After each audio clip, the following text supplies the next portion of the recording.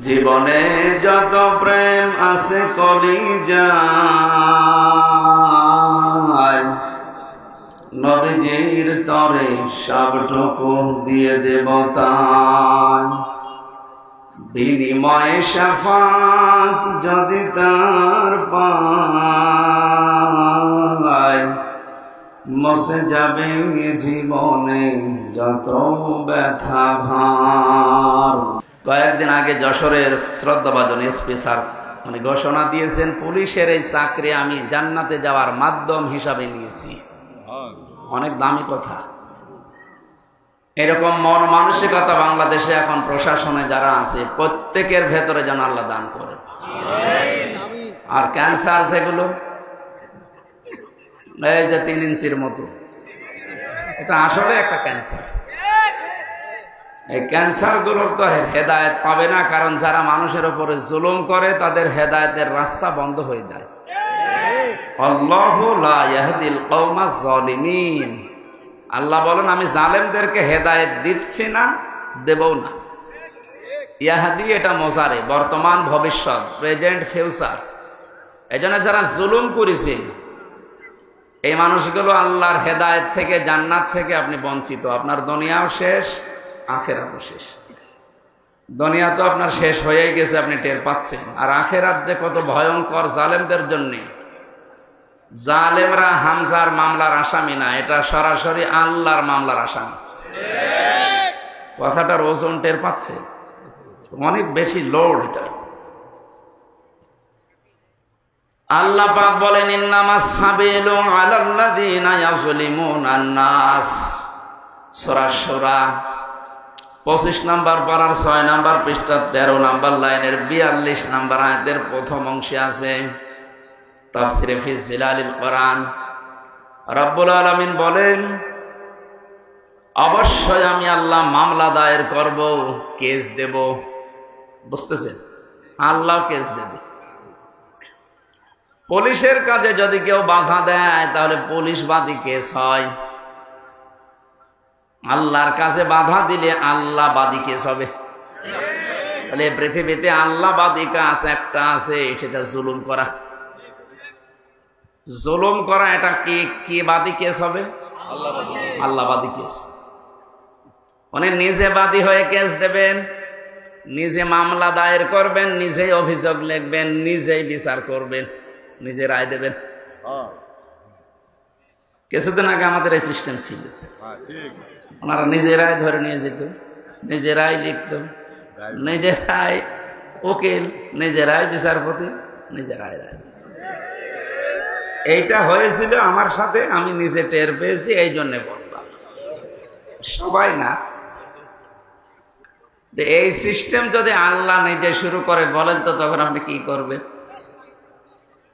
আপনি দেখেন সব কিছু দলীয়করণ করতে করতে এমন জায়গায় দেশটা নিয়ে গেছে, এমন দুর্নীতিগ্রস্ত হয়েছে দেশটা, জাতীয় মসজিদের খতিব পর্যন্ত পালিয়েছে।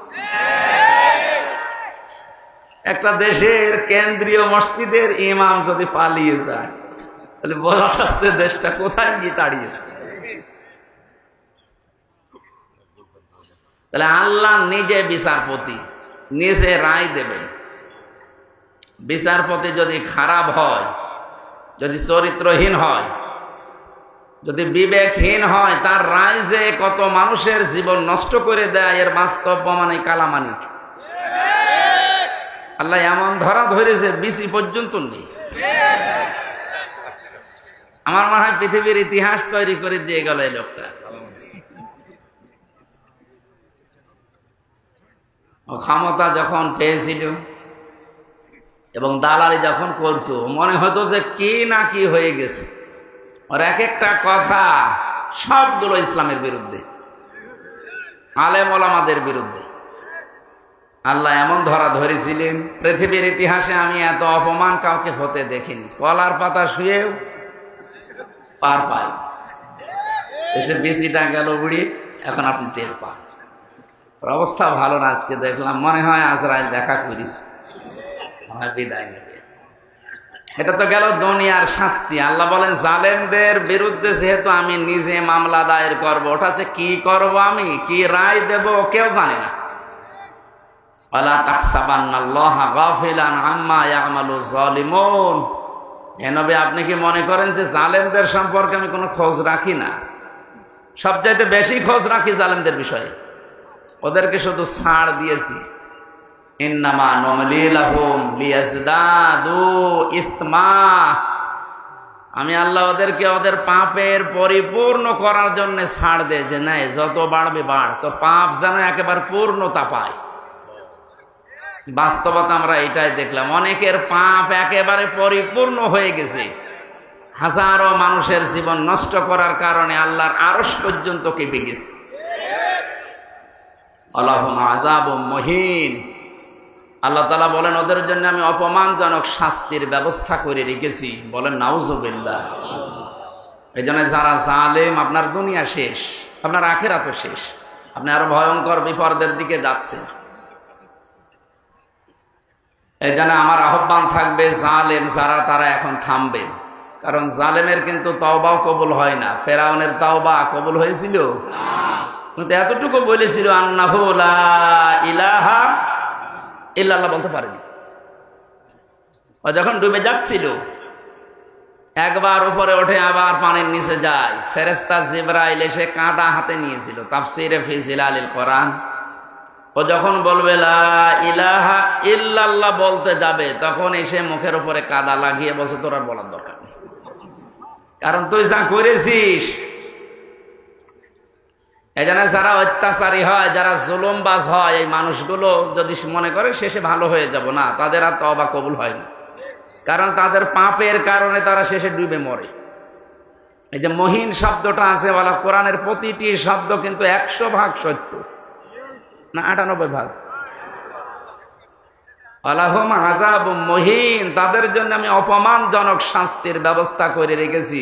ফির দুনিয়া ওয়াল আখিরাহ, দুনিয়া এবং আখিরাত।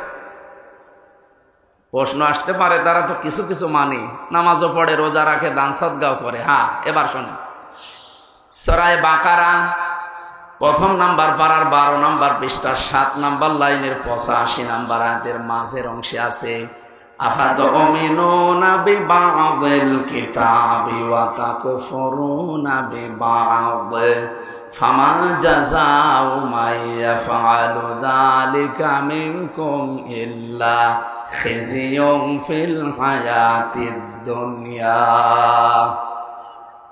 আল্লাহ পাক বলেন, কোন মানুষ যদি পৃথিবীতে আমার কোরআনের কিছু মানে আর কিছু বাদ দিয়ে দেয়, আমার মনে হয় সারা বিশ্বের যতগুলো দেশে ঘুরলাম, অন্যান্য দেশে যারা কাফের তারা আসলেই কাফের। আমাদের যে 96% মুসলিম, আমরা অন্য আর যাই করি আল্লাহ একজন আছে এটা তো বিশ্বাস করি। এই 96% মানুষেরা কি কথা বলে? 4% নয়, বাদ দিলাম। এই মানুষগুলোর ভেতরে আল্লাহর এই আয়াতটা 100% আমার মনে হয় মিলে যায়। কিছু মানি আমরা কোরআনের, কিছু জানার পরও অস্বীকার করি, অহংকার করে মুখ ফিরিয়ে চলে যাই। এটা যদি কোরআনের সাথে কারো আচরণ হয়, আপনি নামাজের কথা বললে খুব ধীরস্থির ভাবে শোনেন, মেনে নিতে চান। রোজার কথা বললে খুব ভালোভাবে শোনেন, মেনে নিতে চান। নামাজ যেমন ফরজ, রোজা যেমন ফরজ, আল্লাহর কোরআন দিয়ে ইউনিয়ন থেকে সংসদ চলবে, এইটাও ফরজ। নাকি এইটা রাজনীতি? কে বলেছে আপনাকে রাজনীতি? আপনার নামাজে যদি জান্নাতে নিয়ে যায়, আপনার রাজনীতি জাহান্নামে নিয়ে যাবে। তাহলে এটা ঠিক করা লাগবে না? অবশ্যই লাগবে। কিছু বললে আপনি শুধু রাজনীতি বলে উড়িয়ে দেন। আরে ভাই, আমি তো কোরআনের চোখ লাগিয়ে দেখতে পাচ্ছি আপনি জাহান্নামে যাচ্ছেন। এটা যদি শুধু দুনিয়ার সাথে সম্পর্কিত হতো, আল্লাহর কসমে যে কোরআন আমি বলতাম না। এটা যেহেতু সম্পর্কিত আখিরাতের সাথে, এই জন্য আপনাকে আমি সতর্ক করছি, আর আপনি নিয়েই এসেছেন জানার জন্য। আর আমি 2টা সিস্টেম বলছি। কিয়ামতের ময়দানে আল্লাহ পাক যখন বিচারের ব্যবস্থা করবেন, বিচারের প্রথম ধাপে আল্লাহ দুনিয়ার মানুষকে তার সামনে ডাকবেন স্রেফ একা একা। আমি আমার ঈমান থেকে কথা বলছি। যারা শুনছেন নিজের মনে করে শুনবেন যে প্রত্যেকের জন্য একই কথা। প্রতিটি মানুষ যখন আল্লাহর সামনে দাঁড়াবে, স্রেফ কয়জন করে? আরো জোরে বলো না। অনেকে ছড়িয়েছে না কিয়ামতে অনেক বাবা অনেক দাদা লক্ষ লক্ষ মুরিদ নিয়ে উঠবে। এটা দাহা মিথ্যা কথা। সূরা মারিয়াম 16 নম্বর পারা 10 নম্বর পৃষ্ঠার 15 নম্বর লাইনের 95 নম্বর আয়াত। এটা শেষ নাম্বার রুকুতে আছে। এটা আছে ইবনে কাসিরের ভেতরে, নাকি আরো দলিল দেওয়া লাগবে? হ্যাঁ, আরো দলিল দেবো নাকি? আর তো দলিল নেই। কোরআনের উপরে আর দলিল আছে? আল্লাহ পাক বলেন প্রতিটি মানুষকে আমি আল্লাহ কিয়ামতে আমার সামনে বিচারের জন্য ডাক দেব। প্রথম ধাপে একা একা। কয়জন করি? কেউ থাকবে না পাশে। একটু নিজের দিকে মিলান তো এই বাস্তবতাটা।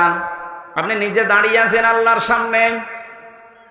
আল্লাহ এবার জিজ্ঞাসা করবে, হামজা 2024 সালের আগস্ট মাসের 31 তারিখ পর্যন্ত তোরে মাফ করে দিলাম, যা। শুধু সেপ্টেম্বরের 1 থেকে 6 তারিখ, এই 6 দিনের হিসাব দিয়ে তুই জান্নাতে চলে যা। ফরিদপুরবাসী, আমার যতটুকু বাস্তবতা আমি যা দেখতে পাচ্ছি, আমার যা ঈমান আমল আছে, আমার তো এই 6 দিনের হিসাব এখনো জোগাড় করা সম্ভব না। আপনারা পারবেন না?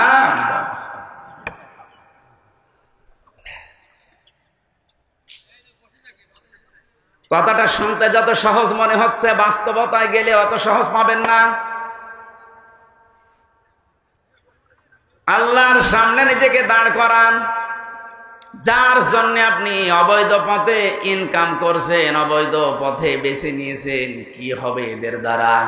কোরআনে কারীম সতর্ক করছে, লান তানফাকুম আরহামুকুম ওয়ালা আওলাদুকুম ইয়াউমাল কিয়ামাহ ইয়াফসিলু বাইনাকুম ইন্নাল্লাহা আল্লাহু বিমা তা'মালুনা বাসীর।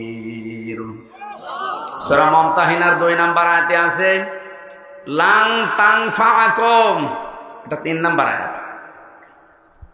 মজারের আগে যদি লান আসে অর্থ হয় কখনো সম্ভব না। এখানে অনেক আলেম বসে আছে, এই যে লান তানফা নাফা ইয়ানফাউ, এটা মজারে, এর আগে লান দিয়েছেন। আল্লাহ নিজে গ্যারান্টি দিচ্ছেন কখনোই সম্ভব না, কখনোই উপকার করতে পারবে না। তোমাদের সম্পদ আদি, তোমাদের সন্তান আদি কিয়ামতের ময়দানে কেউ তোমার উপকারে আসবে না। আল্লাহর এই কথাটা যদি আমরা 100% বিশ্বাস করতাম, এই দেশে হাজারো মানুষের অবৈধ ইনকাম বন্ধ হয়ে যেত। আমরা ওই যে কিছু ভাষা বিশ্বাস করি, এই জন্য আমাদের অবৈধ পথ বন্ধ হয় না।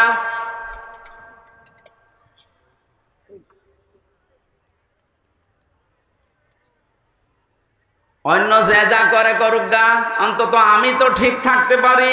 জীবন চলে গেলেও কার জন্য কি করব? আমার সন্তানের জন্য, স্ত্রীর জন্য। এরা সব কিছু আমার থেকেই পার্থক্য করে দেবে আল্লাহ। সেঙ্গায় ফৎকার দেওয়ার সঙ্গে সঙ্গে যত রকমের সম্পর্ক ছিল আপনার দুনিয়ায়, আল্লাহ বলেন ফালা আনসাবা বাইনাহুম। নসবের বহু বছর আনসাব, কোন সম্পর্ক আর বাকি থাকবে না, সব কাট করে দেবেন। যা নিজের স্ত্রীকে দেখার পরও বলবেন, কে তুমি? আমার তো দুনিয়ায় বিয়েই হয়নি, বউ পাবো কোথায়? ও দুনিয়ার মুসলমান ভাইরা, অন্য জাতির কথা আমি বাদ দিলাম। আমরা যেহেতু জান্নাত বিশ্বাস করি, কিয়ামতে জবাব দেওয়া লাগবে বিশ্বাস করি। আমরা ভুল করি কি করি? আমাদের সাবধান থাকা লাগবে, আমি যেন জবাবটা ঠিক করতে পারি। এখনই যদি আপনার চোখ বন্ধ হয়ে যায়, বাড়ি পর্যন্ত যেতে পারবেন না। এখান থেকে হয়তো তাড়াতাড়ি বাড়িতে নিয়ে রাতটা পার করতেও দেবে না। ধোয়ানোর পরে জানাজা দিয়ে বলবে যান কবরে দিয়ে দেন। রাতের বেলা থাকলে ওরে আবার পাহারা দেওয়া লাগবে, জিন আসতে পারে। কোথায় আছি আমরা? আপনি একটু নিজের দিক সত্যি করে ভাবেন তো, দাঁড়িয়ে আছেন আপনি, সত্যি করে বলেন, নিজে নিজে ভাবেন আপনি সত্যি কি পারবেন এই 50, 60, 70 বছরের হিসাব দিতে? আমার তো 6 দিনেই ভয় লাগছে, আপনি 60 বছর পারবেন কি করে? এক গ্লাস পানিরও হিসাব যদি আল্লাহ নেওয়া আরম্ভ করে, বিশ্ব নবী বলেছেন কেউ জান্নাত পাবে না। আল্লাহ যদি দয়া করে বলে যা মাফ করে দিলাম, তাহলে আপনি মাফ পাবেন। ওনার তো মাফ পাওয়ার জন্য কয়েকটা গুণ দুনিয়ায় আপনার ওর ভেতরে থাকা লাগবে। ওই কথাগুলো আজকের তেলাওয়াত কি আয়াতে আছে। আল্লাহ আমার জন্য গফুর হবেন, ক্ষমাশীল হবেন, দয়াশীল হবেন, মেহেরবান হবেন কখন? নবীজিকে দিয়ে আল্লাহ বলিয়েছেন। ওই কথাগুলো আজকে তাফসীর আকারে আমরা যেন শুনে মেনে চলতে পারি, বলেন আমিন। বিচারের দ্বিতীয় সিস্টেমে এবার আল্লাহর একা ডাকবেন না, দ্বিতীয় ধাপে এবার ডাকবেন আপনাকে আপনার নেতার সাথে। এটা নামাজের কথা শুনলে যারা আনন্দ পান, রাজনীতির কথা শুনলে যাদের মন খারাপ হয়, এবার এই আয়াতটা আপনি দেখেন তো, ইয়াওমা নাদউ কুল্লা উনাসিন বিইমামিহিম। সূরা বনী ইসরাঈলের 72 নম্বর আয়াতের প্রথম অংশে আছে, আল্লাহ পাক বলেন কিয়ামতে প্রতিটি মানুষকে বিচারের দ্বিতীয় ধাপে এবার আর একা ডাক দেব না, প্রত্যেকটি মানুষকে ডাকবো তার নেতার সাথে। কার সাথে? এই জবাব দেন। আগে নেতা, ইমাম, এরপরে কর্মী।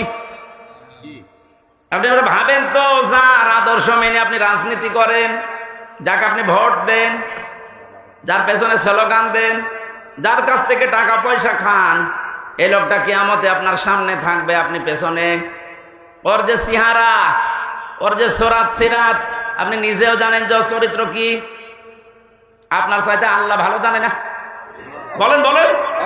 তাহলে এই লোকটা যদি সামনে থাকে আপনার, আপনি পেছনে, পরে দেখেই তো আল্লাহর রাগ হয়ে যাবে, আপনার পর্যন্ত যাবে। এইরকম লোকের পেছনে থেকে যদি আল্লাহ আপনাকে দেখে, কি হবে বলেন? আমার মনে হয় আপনি ধরা খাবেন। অবশ্য ঠিক, তার মানে তো ধরা খেয়ে বসে আছে।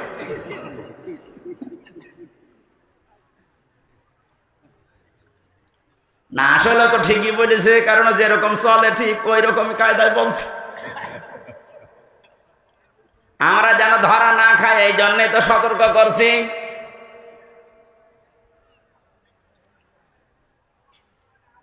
কোরআনে কারীম যেমন জানে এই দুনিয়াতে কারোর জন্য একা না, সবার জন্য।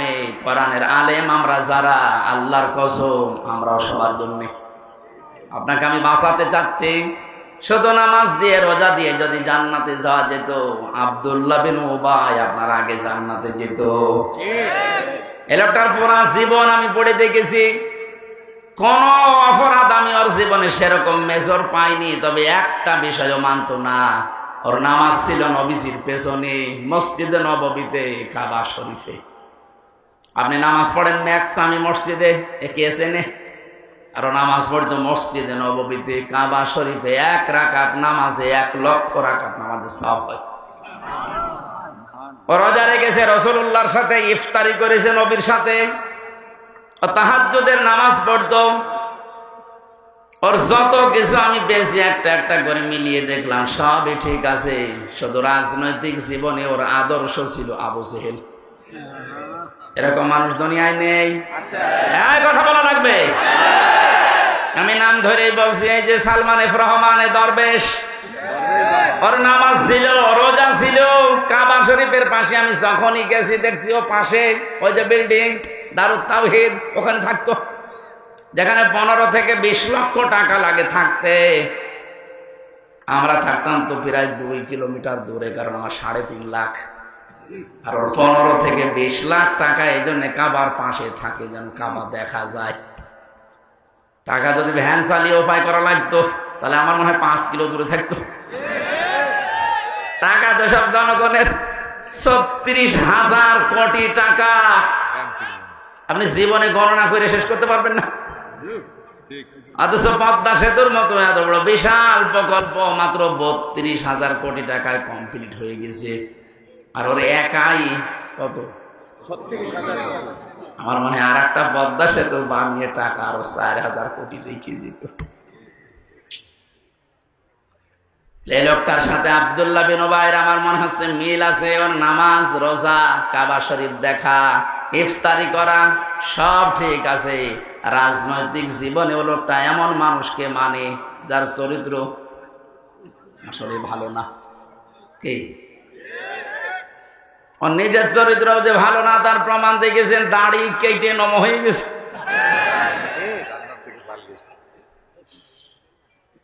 প্রশাসনের লোক যখন ধরতে গেছে ওরা কিন্তু চিনতে পারে নাই। আর একটা ছিল নম, আইনের চেয়ারে বসে শুধু বেআইনি কথা বলতো। এই লোকটারে যখন ধরে নিয়ে যাচ্ছিল আইনমন্ত্রী, অবশ্য আমি একা কেন, ওই যে বেশ ওর দাড়ি কই, দাড়ি কেটে ফেলে দিয়েছে। যেই লোকটা এত বড় ভাওতাবাজি করতে পারে মানুষের সাথে, যে রাসূলুল্লাহর সুন্নাত, দাড়ি কি হামজার সুন্নাত? কার সুন্নাত? অপরাধ বোধ কত বেশি, নিজে কাজ করেছে এই জন্য তো অপরাধী। এত ভয় যে রাসূলুল্লাহর গলায় ছুরি লাগিয়ে দিয়েছে, যা আমার দরকার নেই, আমি আগে বাঁচতে চাই। আল্লাহ বাঁচতে দিয়েছে, এখন পচা ডিম খাচ্ছে।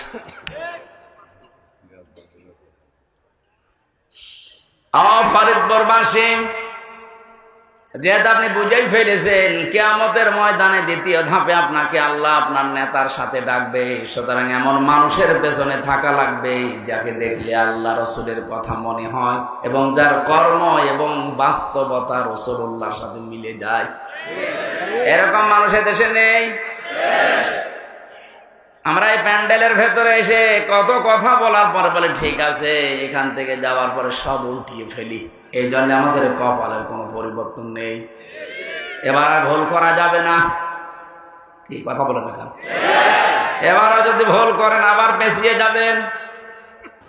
আশা করছে আপনার বিবেক কাজে লাগবে।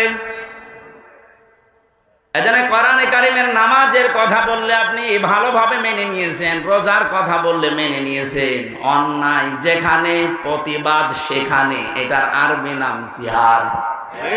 জিহাদের কথা বললে আপনি জঙ্গি মনে করেন, জিহাদের কথা বললে রাজনীতি মনে করেন। তাহলে আয়াতটার সাথে তো আপনার বাস্তবতা মিলছে যে কিছু মানেন আর কিছু মানেন না। এই আচরণ যদি কোরআনের সাথে কেউ করে, আল্লাহ বলেন কি হবে জানো? ফামা জাযাউ মা ইয়াফআলু যালিকা মিনকুম ইল্লা খিজিয়ুম ফিল হায়াতিদ দুনিয়া। এই লোকটার জীবন আমি লাঞ্ছনা, গঞ্জনা, অপমান, অপদস্থ এগুলো দিয়ে ভরে দেব দুনিয়ার জীবনটা, আর মরণের পরে নিয়ে যাব আসাদ্দিল আযাব, যন্ত্রণাদায়ক এবং কঠিন ভয়ঙ্কর আযাবের দিকে নিয়ে যাব। এটা কোন কাফেরের বিপক্ষে আল্লাহ বলেছেন, আমি পাইনি। আর কোরআনে কাফেরের বিরুদ্ধে কথা আছে, অন্য কথা। মুনাফিকের বিরুদ্ধে কথা আছে, অন্য কথা। কিন্তু মুসলমান কিছু মানে কিছু মানে না। এদের যে কি শাস্তি দুনিয়ার আখিরাতে আপনি তো দেখলেন। দুনিয়ায় আমরা কিছু মানুষকে দেখতে পাচ্ছি যে অপমানকর শাস্তি আল্লাহ ব্যবস্থা করে দিচ্ছে। আর আসাদ্দিল আযাব যেহেতু দিয়েছেন ইসমে তাফসীল, এটা সুপারলেটিভ ডিগ্রি, এর উপর আর কোনো শব্দ আরবিতে নেই। আল্লাহ বলেন এমন যন্ত্রণাদায়ক ভয়ঙ্কর কঠিন আযাবের দিকে মরণের পরে নিয়ে যাব, ওটা আমি আল্লাহ ছাড়া আর কেউ জানে না। এজন্য জালেম যারা, আপনাদের দুনিয়া শেষ হয়ে গেছে, আখিরাত আপনি শেষ করে ফেলেছেন। আপনাদের জন্য বড় আফসোস লাগে আমাদের। আমরা যদি কোনো জুলুম করি আমরা নিজেরা আজকে থেকে থেমে যাব, কারণ জালেম, মাজলুম এই দুইটা শব্দ ভয়ঙ্কর। ইত্তাকি দাওয়াতাল মাজলুম ফাইন্নাহা লাইসা বাইনাহু ওয়া বাইনাল্লাহি হিজাব। নবীজি বারবার জানিয়েছেন উম্মতেরা, যাই করো মজলুমের বরদুয়া থেকে নিজেকে বাঁচিয়ে রাখবা, কারণ মজলুমের বরদুয়া আল্লাহর ভেতরে কোনো হিজাব, পর্দা থাকে না, সরাসরি কবুল হয়ে যায়। আজকে কোরআনে কারীমের এই ময়দানে যারা এসেছে কিছু কথা শোনার জন্য, প্রথমে দোয়া করে নিচ্ছি, আল্লাহ আমার জীবনে যেন কোনো জুলুম না থাকে, আমার দ্বারা কেউ যেন মাজলুম না হয়ে যায়, তুমি আমাকে রক্ষা করবা, বলেন আমিন। যিনি আমাদেরকে এই মাহফিলে নিয়ে এসেছেন, আমরা তার শুকরিয়া আদায় করছি আলহামদুলিল্লাহ। দরুদ আর সালাম পড়ছি আমাদের নবী মুহাম্মদ রাসূলুল্লাহ সাল্লাল্লাহু আলাইহি ওয়াসাল্লামের উপর। আমাদের আজকের আলোচনার বিষয় হচ্ছে আল্লাহ নিজে আদেশ দিচ্ছেন, হে রাসূল, 6টা গুণ যারা অর্জন করবে দুনিয়ায়, আপনি তাদের জন্য আমার কাছে ইস্তেগফার করেন, ক্ষমা চান। ক্ষমা করার মালিক একচ্ছত্র কে বলেন তো? আল্লাহ। দুনিয়ার কোন পীরের আছে? নবীজির আছে? না। ক্ষমা করতে পারে শুধুমাত্র আল্লাহ নিজে। ফাসাব্বিহ বিহামদি রাব্বিকা ওয়াস্তাগফির, আপনি ইস্তেগফার করেন আল্লাহর কাছে, তার তাসবিহ তাহলিল আদায়ের মাধ্যমে আপনি ইস্তেগফার করেন। ইন্নাহু কানা তাওয়াবা, কারণ তিনি তাওবা কবুলকারী, ইস্তেগফার কবুলকারী।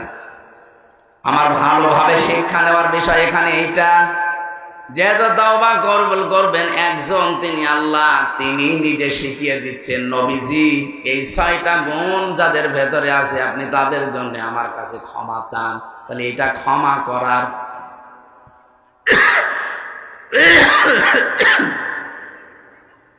আয়াত থেকে বোঝা যাচ্ছে আল্লাহ এই 6টা গুণ বিশিষ্ট মানুষদেরকে ক্ষমা করবেন বলে জানিয়েছেন। আমাদের এখন বুদ্ধিমানের কাজ হবে এই 6টা গুণ দুনিয়া থেকে অর্জন করে তারপরে বিদায় নেওয়া। আসলে আমরা দেখি আমাদের ভেতরে এগুলো আছে কিনা।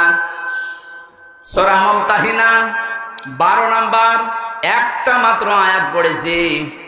মুমতাহিনা শব্দের শাব্দিক অর্থ হচ্ছে পরীক্ষিতা নারী। কি নারী? যারা পরীক্ষা দিয়ে উত্তীর্ণ হয়ে গেছে।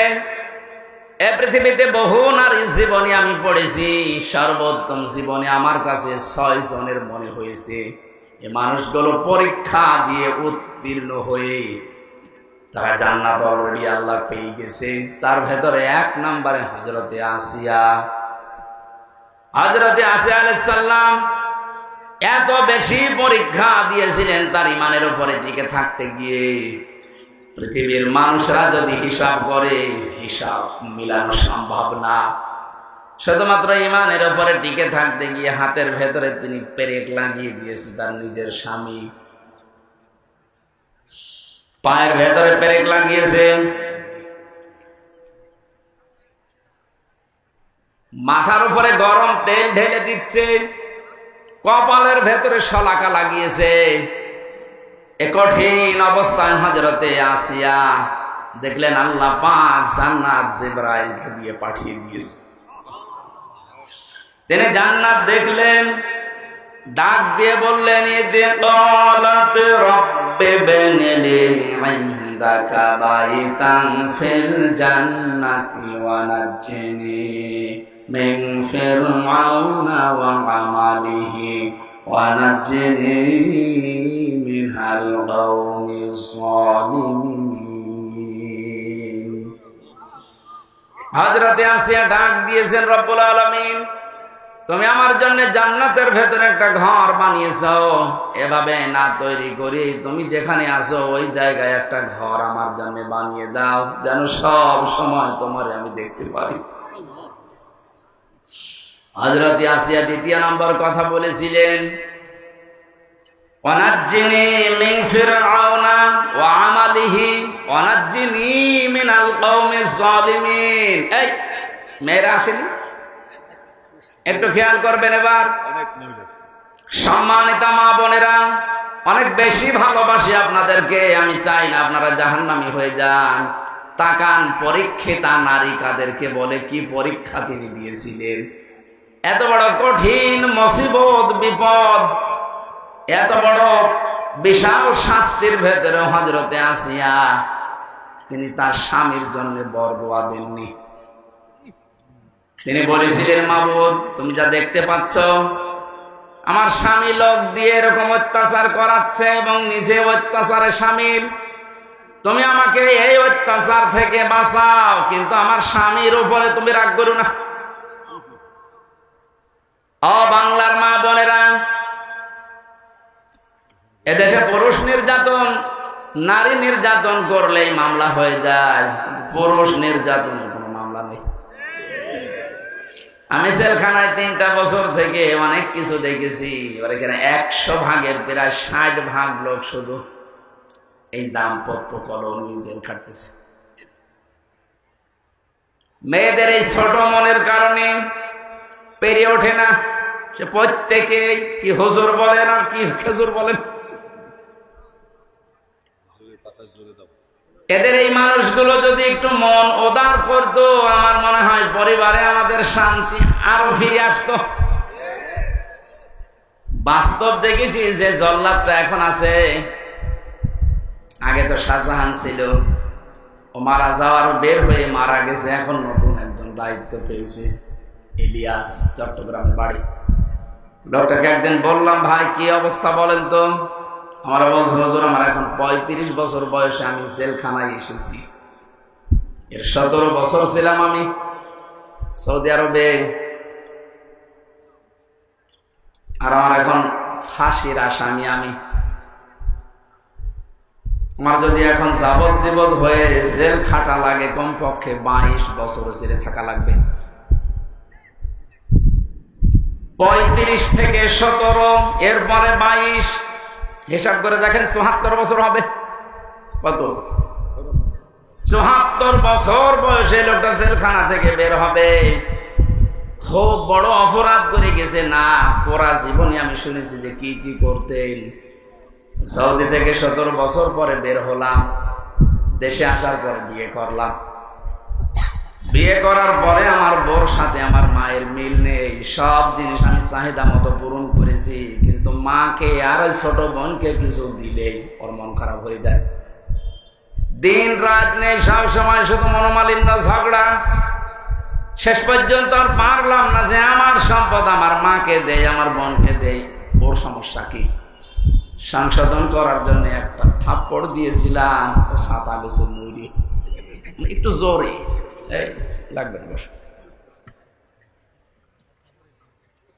মারা যাওয়ার পরে তো বউ মারা কেস, প্রথমে ফাঁসি হয়ে গেল, এরপরে যাবজ্জীবন।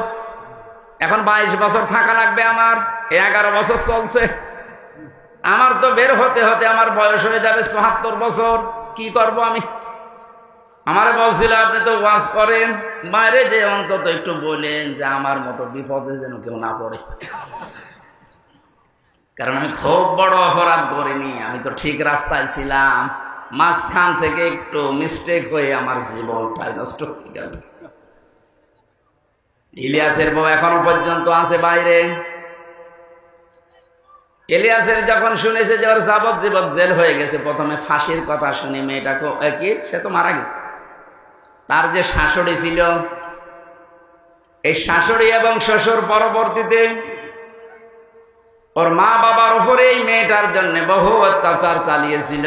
ভেতরে যেহেতু যোগাযোগ বিচ্ছিন্ন ছিল, কষ্টের কথাগুলো যখন এসে এসে আমার কাছে বলতো, আমি নিজেই কেঁদে ফেলতাম যে এই লোকটা তো সেরকম মেজর অপরাধ না, আর তো মারার জন্য মারে নাই, শুধু সংশোধনের জন্য একটা থাপ্পড় দিয়েছিল, ছাতা মরে গেছে।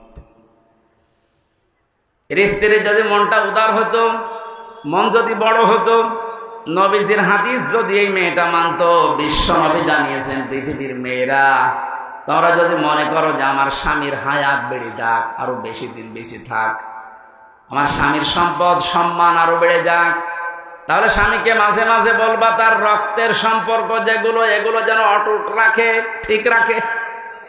পৃথিবীর মানুষের সবচেয়ে বেশি রক্তের সম্পর্ক তার মায়ের সাথে। এক কথা বলে না?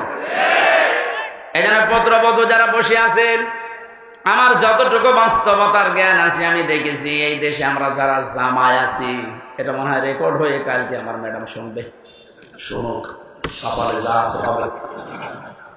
আমরা জামাইরা যেভাবে আমাদের শাশুড়িকে শ্বশুরকে যেইভাবে দেখি, যেই নজরে দেখি, আর যেভাবে আচরণ করি, বউগুলো যদি তার হাফ আমার মা বাবার সাথে, আমাদের মা বাবার সাথে ওইটা করতো, এই দেশে কোনো ছেলে আলাদা হওয়া লাগতো না। একটু বেশি বলে ফেললাম না? ঠিক মানে 100 ভাগ ঠিক। আপনি অনেকে মনে করেন আমি নামাজ পড়ি, রোজা রাখি, আমি কালো বোরকা পরে বাজারে যাই, আমি জান্নাত পাবো না। মানে কিসের জান্নাত? আপনি তো মানুষের অধিকার নষ্ট করেছেন। আপনি একটু উদার হতে পারেন না? কি করবেন আপনি সম্পদ বেশি নিয়ে? এই মেয়েটাকে খারাপ করার পেছনে ওই মেয়েটার মা আর ওর বড় বোন ওখান থেকে শুধু বুদ্ধি দেয়, তাড়াতাড়ি আলাদা হয়ে যা, আরামে খেতে পারবি।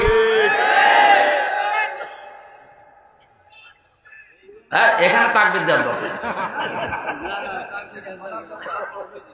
সব বনাশ হয়ে যাচ্ছে। তাকবীর যেহেতু পয়েন্টটা এসেছিল, মা বোনেরা হাতে পায়ে ধরে বলছে আপনাদেরকে, বাঁচতে যদি চান 4টা যে ফরজ কাজ আছে তার ভেতরে কিন্তু স্বামীর সেবা, স্বামীর মন জয় করা আপনি পারছেন না। শয়তানের ধোকায় হোক, শয়তান তো বসে নেই, আপনাদেরকে জাহান্নামে দিতে চায়। এই জন্য স্বামীর গুরুত্ব আপনার মন থেকে তুলে দিয়েছে। অথচ নবীজি জানিয়েছেন, আমি যদি এই পৃথিবীতে আল্লাহ বাদে কাউকে সেজদা করার অনুমতি দিতাম, মেয়েদের কানে কানে বলতাম স্বামীর পায়ে সেজদা করো। কত দামি জিনিস, আর তাকে ধরে ধরে আপনি অপমান করেন, মারেন। আমি তাফসীর থেকে একটা পয়েন্ট লিখেছি, ইহুদিদের মেয়েদের ভেতরে স্বভাবগুলো আছে। আল্লাহর নবী জানিয়েছেন এই পৃথিবীর ময়দানে দাজ্জাল তার মিশন চালু করার জন্য 7টি কাজ করে যাচ্ছে, কিয়ামত পর্যন্ত এটা করবে। মেয়েরা যারা এসেছেন আপনারা যেন সাবধান হয়ে যান, এর জন্য বলছি। দাজ্জালের মিশন হচ্ছে 7টি। আর ইহুদিদের মেয়েদের যে গুণগুলো আছে এগুলো আমাদের ভেতরে প্রবেশ করাতে চায়।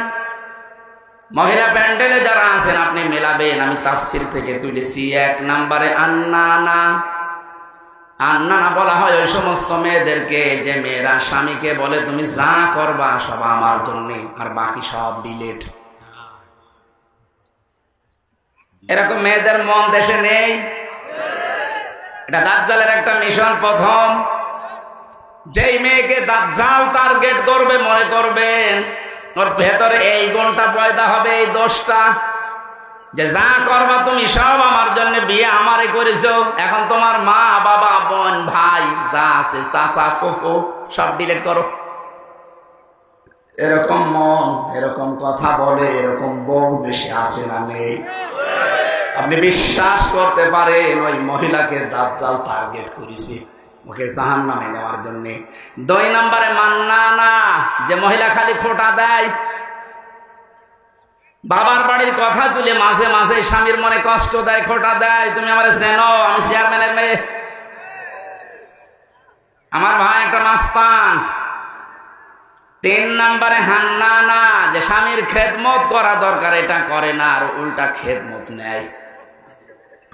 যদি বলেন একটু আমি যে 8 ঘন্টা ডিউটি করে আসলাম, একটু পানি দাও, তুমি ডিউটি করেছ আমি কি বসেছিলাম, পানি নিজে ঢেলে খাওয়ার, আমার একটু ঢেলে দাও।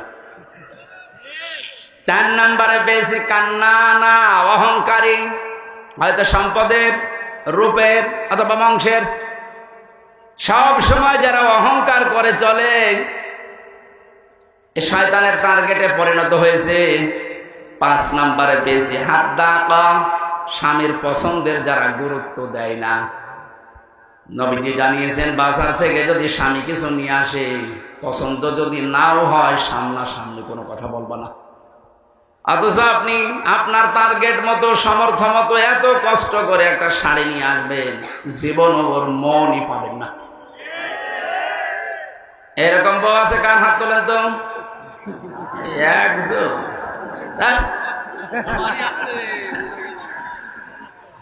6 নম্বরে বেশি সাদ্দাকা, যারা হারামের প্রতি উৎসাহ দেয় স্বামীকে, খালি মাঝে মাঝে অন্যের তুলনা তুলে ধরে, যে কি করো, পাশের বাড়ি দেখো না, ওর বেতন তো তোমার চাইতে কম।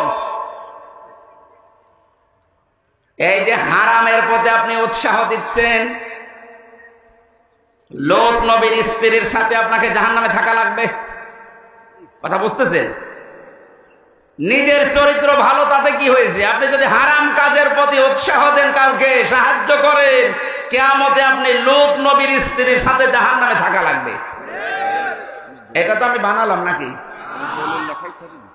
সূরা আরাফ 8 নাম্বার পারার 20 নাম্বার পৃষ্ঠা 3 নাম্বার লাইনের 83 নাম্বার আয়াত তাফসীর থেকে বলছে, আল্লাহ রাব্বুল আলামিন দুইজন ফেরেশতাকে পাঠালেন। দুইজন ফেরেশতা এসে লোক নবীর কাছে এসে বলে, আল্লাহর নবী, আপনার উম্মতদেরকে নিয়ে আপনি এখান থেকে চলে যান, আমরা মাগরিবের সময় আল্লাহর গজব এখানে নাযিল করব।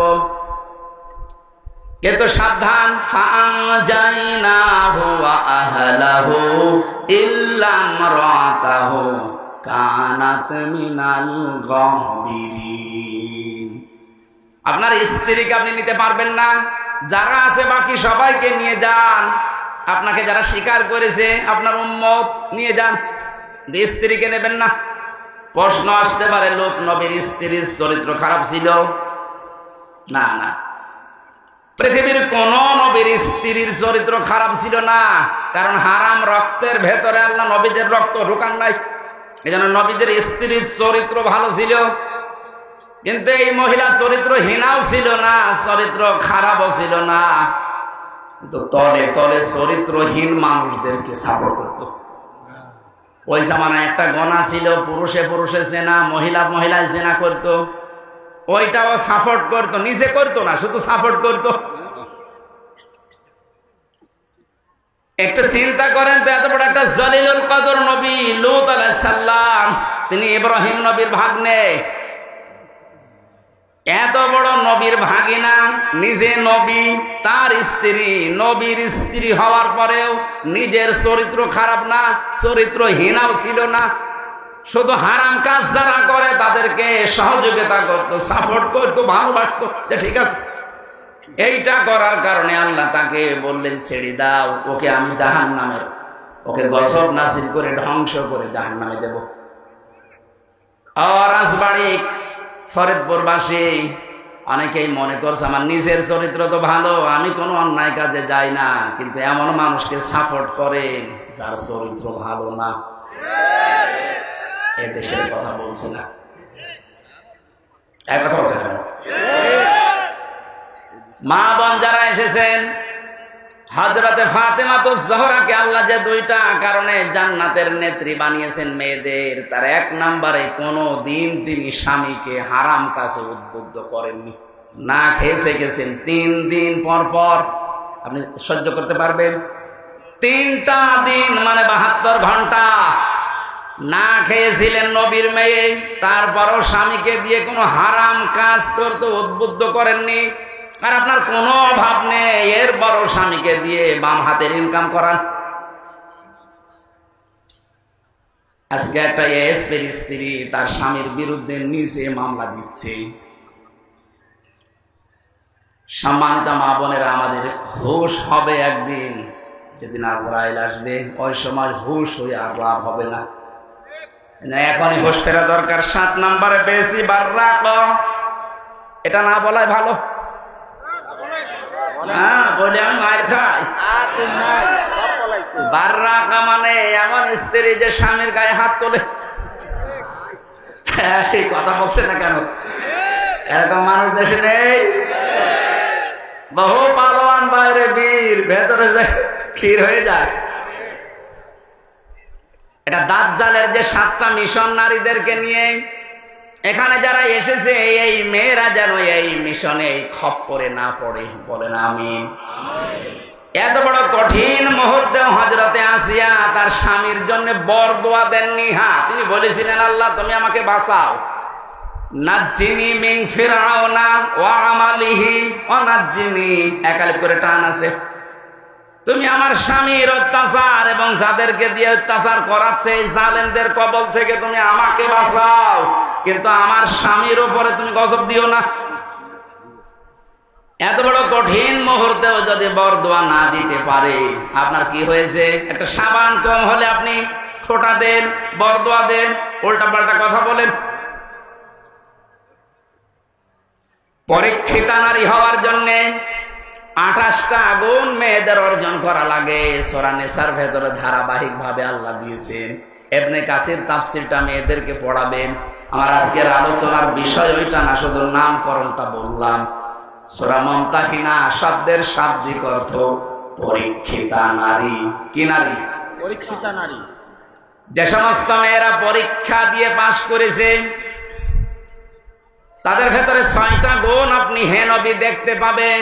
এরা যখন আপনার কাছে বায়াত নেবে বলে আসবে, তাদেরকে আপনি বলবেন, মেয়েরা এসেছিল নবীজির কাছে, এসে বলে, হে রাসূল, আমরা আপনার সাথে হাত মিলাতে চাই।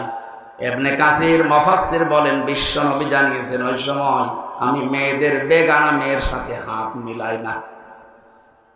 অথচ বাংলাদেশে আমরা বহু পীরের নামে কলঙ্ক দেখছি, ওরা মেয়েদেরকে পর্যন্ত মুরিদ বানায়। কথা বলছেন? পুরুষের জন্য মহিলাকে মুরিদ বানানো, তার খেদমত নেওয়া জায়েজ আছে? বলেন বলেন। এগুলো যারা করছেন, না বুঝে করছেন, আপনি থামেন। বিশ্বনবী জানিয়েছেন, হ্যাঁ, এই পৃথিবীতে 3টা জিনিস আমার কাছে সবচাইতে বেশি প্রিয় লাগে, ভালো লাগে। তার 1 নম্বরে আমার নিজের স্ত্রী। কার স্ত্রী? নিজের স্ত্রী। জাওজাতি, আমার নিজের স্ত্রী ভালো লাগে আমার কাছে। আমাদের কাছে স্ত্রী ভালো লাগে, তবে নিজেরটা ছাড়া অন্যেরটা। কথা বলছেন? এই জন্য হাজারো মানুষের দেখবেন লাইন চলছে এখনো। এই যে পরকিয়া প্রেম যারা করেন, এখনই থামেন, হয়তো 3টা ক্ষতি হয়ে যাবে দুনিয়ায় আর 3টা আখিরাতে।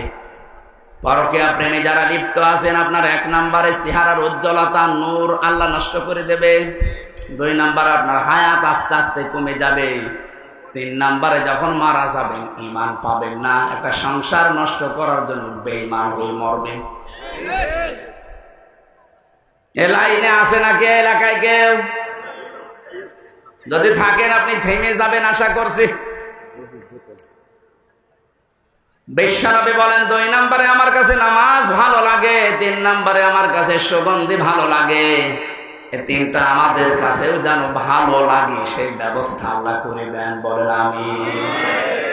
নবীজিকে আল্লাহ ঘোষণা দিলেন, ইয়া আইয়ুহান নাবিয়্যু, হে নবী, ইযা জাকাল মুমিনাতু, মুমিন নারীরা যখন আপনার কাছে আসবে, ইউবাইউনাকা, আমরা বায়াত নিতে চাই, পর্দার আড়াল থেকে আপনি তাদেরকে বায়াত দেবেন 6টা বিষয়ে।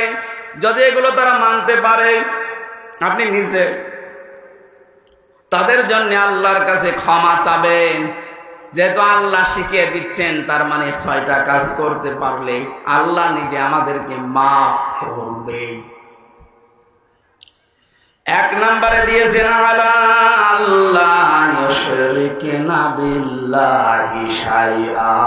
এখান থেকে একটা মাসলা বের হয়। বসেন তো, বসেন, লাগবেন, বসেন। এখান থেকে একটা মাসলা বের হয়। পৃথিবীতে যদি কেউ মুরিদ হতে চান, বায়াত নিতে চান কারো কাছে, এই 6টা বিষয়ে বায়াত নেওয়া লাগবে। বাংলাদেশে এখন 48,000-এর উপরে পীর আছে। কত? 48,000-এর বেশি। ভারতের এই কলকাতার, আসামে আরো বেশি। আমি তো 17, 18, 19, 20 এই সমস্ত সালগুলোতে ভারতের এই কয়েকটা রাজ্যে দেখেছি, ও ঘরে ঘরে পীর। বিশেষ করে মুর্শিদাবাদ আর নদিয়া, হুগলি, এ সমস্ত জায়গায় জায়গায় পীর। পীরটা ওরা ব্যবসা হিসাবে নিয়েছে। বাংলাদেশের জরিপে যেটা সরকারি 48,000। আপনারা যদি মুরিদ করতে চান, বায়াত দিতে চান, প্রথমে আপনাকে বলা লাগবে যে আমার দরবারে কোনো শিরিক চলবে না। আল্লাহ বাদে অন্য কাউকে সেজদা দেওয়া কি? আল্লাহ বাদে অন্য কাউকে ডাকা কি?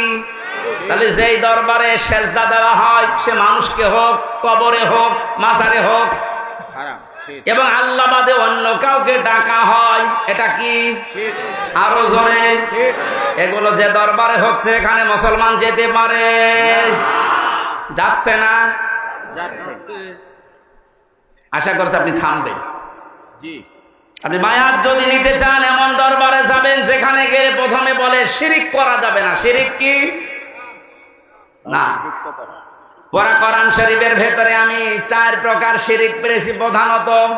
শিরিক বিল জাত, শিরিক বিল সিফাত, শিরিক বিল ইখতিয়ারা, শিরিক বিল হুকুক। এ প্রত্যেকটা আবার 4 প্রকার করে আছে। 4 4 16 প্রকার। এটা আবার প্রতিটা 4 প্রকার করে আপনি 48 প্রকার পাবেন। এরপরে 72 প্রকার, এরপরে 120 প্রকার দেওয়া আছে। তাফসীরে হাক্কানি খোলেন, শিরিক 120 প্রকার পয়েন্ট আকারে দিয়েছে। এতগুলো শিরিক যদি এখন পয়েন্ট আকারে একটা একটা করে বলতে যায়, সব লিখেছি, সময় যাবে আর গরমে আমারও সহ্য হচ্ছে না, এই জন্য খুব তাড়াতাড়ি করছি। এগুলো একটু পড়ে নেবেন যে শিরিক আল্লাহ যেটা পারে ওটা অন্য কেউ পারে, এটা বিশ্বাস। এক কথা বলেন, আইন তৈরি করতে পারে শুধুমাত্র আল্লাহ, এটা অন্য কেউ পারে বিশ্বাস করে যদি কেউ কাজ করে সেও মুশরিক। এখানে 53 বছর তো চললো, আমরা দেখলাম বাবা চালিয়েছিল, স্বামী চালিয়েছিল, চাচাও চালিয়েছে 9 বছর, বউ চালিয়েছে অনেক দিন, ভাবিও চালিয়েছে, সবাই চালিয়েছে মানুষের তৈরি করা নিয়ম নীতি আইন কানুন দিয়ে। এটার সাথে দ্বিমত আছে? বলেন বলেন। 53 বছরে কাঙ্ক্ষিত মানের শান্তি আপনি দেখলেন কেমন? এখন তো শুধুমাত্র দেখতে বাকি আছে এই কোরআন দিয়ে দেশ চললে কেমন দেখা যায়।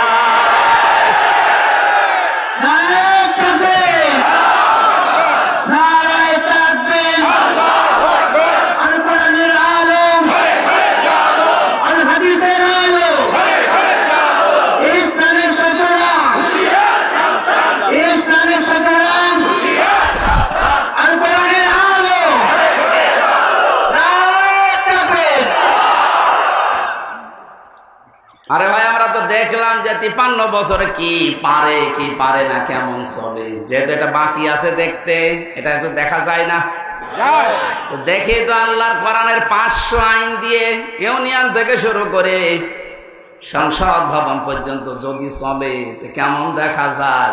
আল্লাহ জানিয়েছেন ওটা আমি মিনি জান্নাত বানিয়ে দেব। এটা যেহেতু চর্মচোখে আমরা দেখে মরতে পারি, বলেন আমিন। খুব আশা আমার, খুব আকাঙ্ক্ষা লাগে আল্লাহ কোরআন দিয়ে দেশ চললে কেমন দেখা যায়। পৃথিবীতে আমরা দেখিনি, সৌদি আরবে দেখেছি, কিন্তু 100 ভাগ না 70 ভাগ। তাই যে শান্তি পাওয়া যায় মাঝে মাঝে ওখানে, ওটা যদি 100 ভাগ হতো, 30 ভাগ বাকি আছে এখনো। আমাদের দেশটা যদি 100 ভাগ আল্লাহর আইন দিয়ে আমরা চালাতে পারি, আপনি দেখবেন পৃথিবী কেমন শান্তি, স্বস্তি, নিরাপত্তা ফিরে আসে। আজ মেয়েদেরকে অনেকে জুজুর ভয় দেখাচ্ছে, ইসলাম যদি যায় তোমাদেরকে ঘরবন্দি করে ফেলবে। এতদিন তো জালেমরা এটা বোঝাইতো, এখন অনেক মুনাফিকরা এটা বোঝানো আরম্ভ করেছে। সম্মানিতা মা বোনেরা, আমরা গ্যারান্টি দিতে পারি কোরআন যদি সত্যিই যায়, পৃথিবীতে নারীর যে মুক্তি বিশ্বনবী দেখিয়েছেন ওটা আপনি দেখতে পাবেন। এখনো দেখতে পাননি, মনে করছেন মনে হয় ইসলাম ওই রকমই, আগে প্রতিষ্ঠিত হতে দেন। সুতরাং এই জুজুর ভয় যারা দেখাচ্ছেন, আপনারা জালেম একদিকে, আর একদিকে আপনারা মুনাফিক।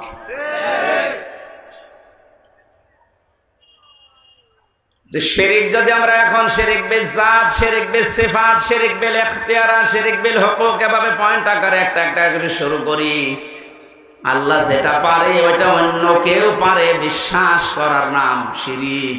আল্লাহ পারে আইন দিতে, অন্য কেউ পারে না।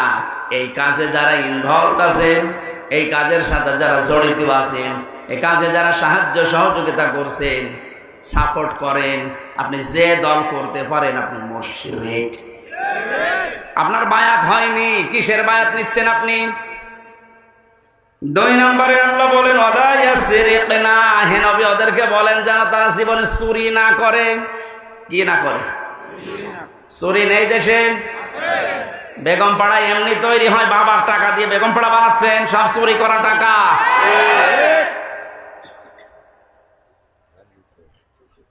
এই যে প্রশাসনের উপরে যাদের রাগ আজ, আমি তো বাস্তবে দেখেছি ওদের সাথে মিশে, মাত্র কয়েকজন উপরে এই শয়তানরা এত কামিয়েছে, এত চুরি করেছে, এখন আর এই মানুষগুলো রাস্তায় বের হতে পারছে না ওদের কারণে।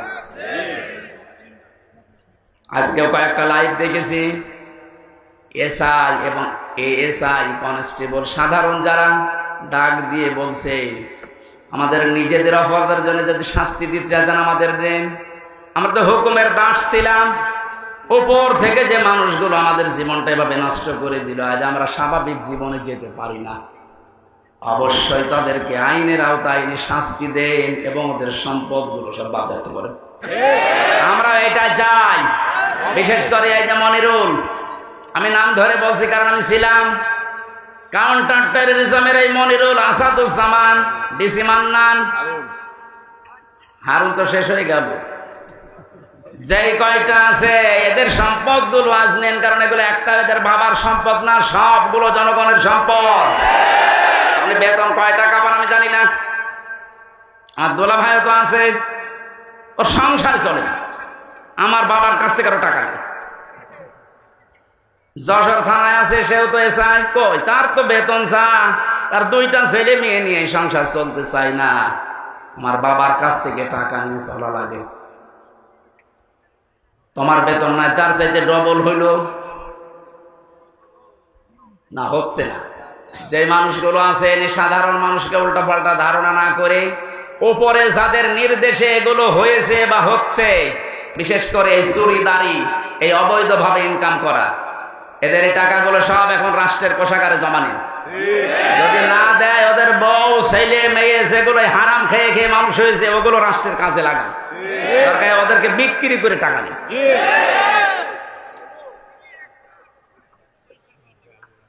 চুরির এইটা যদি আমরা শপথ নিতে পারতাম যে চুরি করব না, চুরি বন্ধ করব, এ দেশটা কিন্তু দাঁড়িয়েছে। তো এক দরবেশে যদি এত টাকা চুরি করে থাকে, বাকি যারা দরবেশের ভান ধরিস, তাদের অবস্থা কি? ওরা আসেনি না, জেনা করা যাবে না। এ জেনা শুধু হাতের জেনা, মুখের জেনা, চোখের জেনা, অন্তরের জেনা, লজ্জা স্থানের জেনা। জেনাগুলো আজ বন্ধ করার জন্য যে যেখানে আছি ওই জায়গা থেকে দায়িত্ব নেওয়া লাগবে, বিশেষ করে মেয়েদের আগে। কারণ জেনা এ শব্দ শুরুই আল্লাহ করেছেন মেয়েদের দিয়ে। আযানিয়াতু ওয়াজ্জানি ফাজলিদু কুল্লা ওয়াহিদিন মিনহুমা মিয়াতা জালদা। আল্লাহ পাক বলেন জেনাকারিনী এবং জেনাকারী, আগে কার নাম? মেয়েদের নাম। এজন্য মা বোনেরা আপনারা নিজেদেরকে কন্ট্রোল করেন।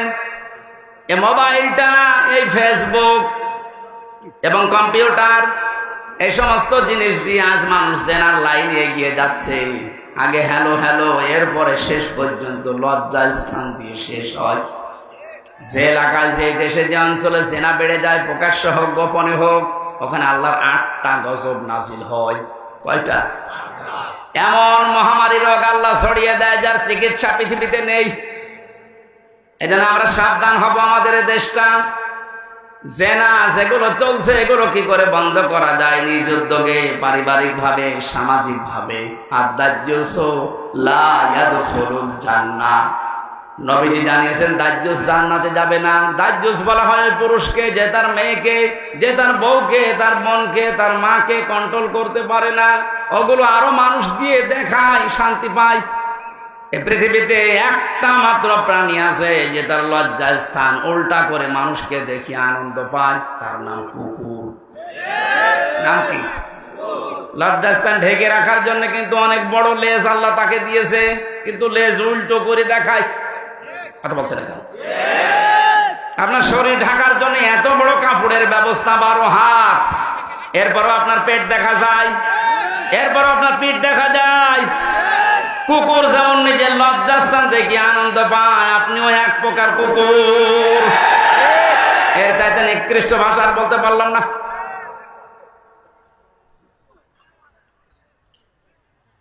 আশা করছি আপনি থামবেন।